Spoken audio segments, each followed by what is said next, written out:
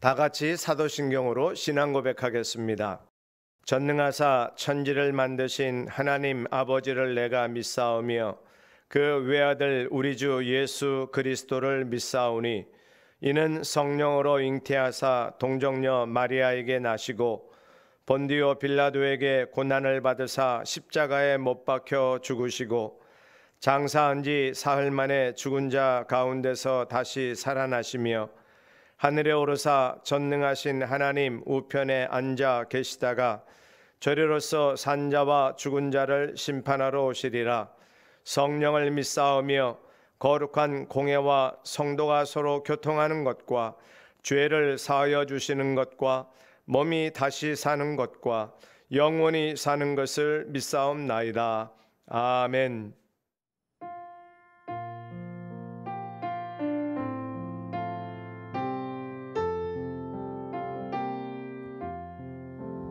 주 음성 외에는 참 기쁨 없도다. 날 사랑하신 주 늘 계시옵소서. 기쁘고 기쁘도다. 항상 기쁘도다. 나 주께 왔사오니 복 주옵소서. 주께 왔으니 복 주시옵소서. 주 함께 계시면 큰 시험이 기네. 기쁘고 기쁘도다. 항상 기쁘도다. 나 주께 왔사오니 복 주옵소서. 주 떠나가시면 내 생명 헛되네. 기쁘나 슬플 때 늘 계시옵소서. 기쁘고 기쁘도다. 항상 기쁘도다. 나 주께 왔사오니 복 주옵소서. 그 귀한 언약을 이루어 주시고 주 명령 따를 때 늘 계시옵소서. 기쁘고 기쁘도다. 항상 기쁘도다. 나 주께 왔사오니 복 주옵소서. 기쁘고 기쁘도다. 항상 기쁘도다. 나 주께 왔사오니 복 주옵소서.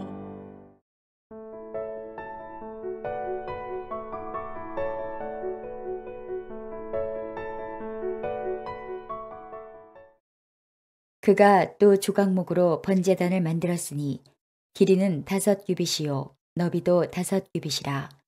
네모가 반듯하고 높이는 3규빗이며 그 네 모퉁이 위에 그 뿔을 만들되 그 뿔을 제단과 연결하게 하고 제단을 노수로 쌌으며 제단의 모든 기구 곧 통과 부삽과 대야와 고기 갈고리와 불 옮기는 그릇을 다 노수로 만들고 제단을 위하여 놋 그물을 만들어 제단 주위 가장자리 아래에 두되 제단 절반에 오르게 하고 그 놋 금을 네모퉁이에 채를 꿰 고리 넷을 부어 만들었으며 채를 조각목으로 만들어 놋으로 싸고 제단 양쪽 고리에 그 채를 꿰어 매게 하였으며 제단은 널판으로 속이 비게 만들었더라.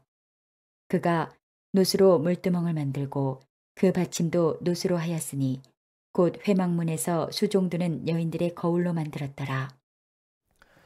어제의 말씀에 이어서 38장에서도 계속해서 성막 안에 여러 가지 기구들을 만드는 규례를 다루고 있습니다. 출애굽기 27장, 30장 내용과 동일한 것이 오늘도 말씀 안에서 반복되고 있습니다. 오늘도 여러 가지 도구들을 만들지요. 번제단을 만들고 그 제단에서 사용할 기구들 곧 통, 부삽, 대야, 갈고리, 불을 옮기는 그릇 등을 만드는 규례가 나옵니다. 3절을 보도록 하지요. 제단의 모든 기구 곧 통과 부삽과 대야와 고기 갈고리와 불 옮기는 그릇을 다 놋으로 만들고 여러 가지 도구들을 만드는 것 가운데서 여러 가지 번제단과 관계된 도구들이 나오는데 오늘 특별히 여러 가지 도구들 중에서 한 가지 물두멍을 보면서 같이 묵상하려고 합니다. 1절에서 8절까지 내용을 보면 그 번제단과 물두멍 관계되는 것들이 나와 있는데요. 번제단과 왜 물두멍이 필요할까? 이 물두멍은 손발 씻는 그릇입니다. 이제 보통 손을 씻기 위한 그릇으로 준비가 된 것으로 봅니다. 8절인데요. 그가 놋으로 물두멍을 만들고 그 받침도 놋으로 하였으니 곧 회막문에서 수종드는 여인들이 거울로 만들었더라. 아멘.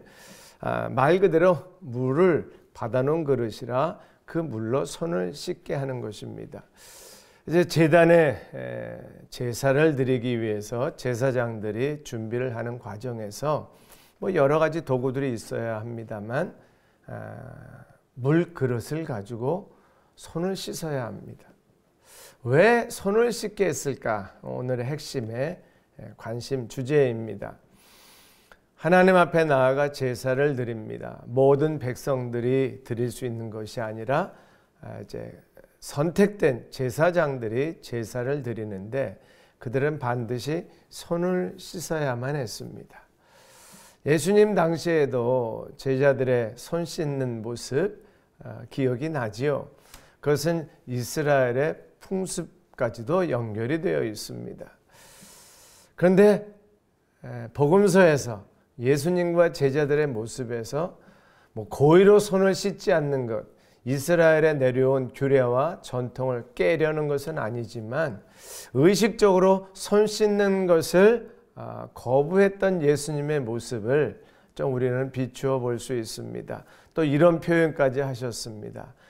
더러운 손으로 입으로 들어가는 것이 더러운 게 아니라 속에서 마음에서 나오는 것이 더럽다. 곧 눈에 보이는 외형의 물질적인 더러움이 아니라 내면의 마음의 더러움을 예수님은 지적하셨습니다. 제사장들이 왜 손을 씻고 제사를 드려야 할까요? 하나님이 제물을 받으시는데 인간의 더러운 손으로 때가 묻었다고 더러운 지저분한 것이 묻었다고 해서 그 제물을 못 받으실까요? 어차피 살라질 제물인데 그 더러운 손으로 만졌다고 해서 거기에 균이 있겠습니까? 너무 과학적이고 너무 이성적인 판단으로 이 손 씻는 것을 보지 아니하고 오히려 예수 그리스도의 십자가와 연결시켜서 이 제사장의 손 씻는 모습을 우리가 연상한다면 예수 그리스도의 십자가 앞으로 나아가는 곧 제사를 지내는 것은 예수 그리스도의 십자가의 은혜 앞으로 나아가는 것인데 그 은혜 앞에 나아가는 그것이 또 다른 의미로 볼 때는 꼭 죄사함만이 아니라 죄사함 받은 은총 속에서 하나님 앞에 나아가는 예배자의 자리, 예배의 모습으로 우리는 비교할 수 있습니다. 한번 구원받은 십자가의 사건을 매일매일 우리는 예배를 통해서 삶의 예배를 통해서 십자가를 생각한다면 이 제단에 나아가 손을 씻는 제사장의 모습은 우리는 왕 같은 제사장이라고 그리스도인들, 예수를 믿는 사람들을 제사장으로 우리가 적용하고 말씀을 받는다면 제사장이 손을 씻고 제단 앞에 나아가는 것처럼 제사장이 손을 씻는 그 과정을 우리에게는 예수 그리스도께서 중심의 마음의 영적인 정결함을 통해서 하나님 은혜의 자리 제단 앞으로 나아가는 것으로 적용할 수 있습니다. 간단히 정리합니다. 제사장은 깨끗하게 손을 씻고 제사를 드려야 했다면 우리는 깨끗하게 마음을 씻고 십자가 앞으로 나아가야 합니다. 우리의 정결한 삶을 준비하고 예배자가 되어야 합니다. 예수 그리스도의 십자가는 우리의 모든 죄를 용서하셨습니다. 그 용서받은 그리스도인이 하나님 앞에 경배하고 하나님을 만나는 은혜의 자리에 나아갈 때 손 씻는 과정, 정결케 하는 과정, 회개하고 우리의 죄사함의 용서를 구하고 정결한 심령이 되어 예수 그리스도를 만나는 것이 기본 원리입니다.